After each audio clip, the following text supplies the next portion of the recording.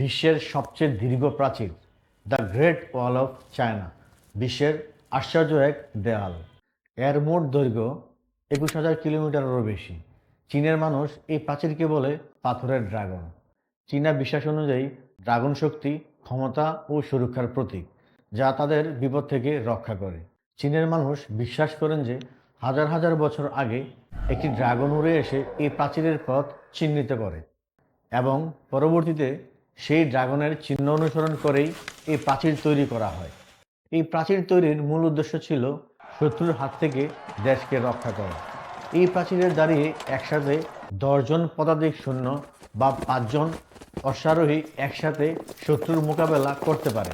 ধারণা করা হয় খ্রিস্টপূর্ব ৭ম শতকে এই প্রাচীর নির্মাণ কাজ শুরু হয়। প্রায় ২০ লাখেরও অধিক শ্রমিক ২০০০ বছরেরও বেশি সময় ধরে এই প্রাচীর নির্মাণ করেন।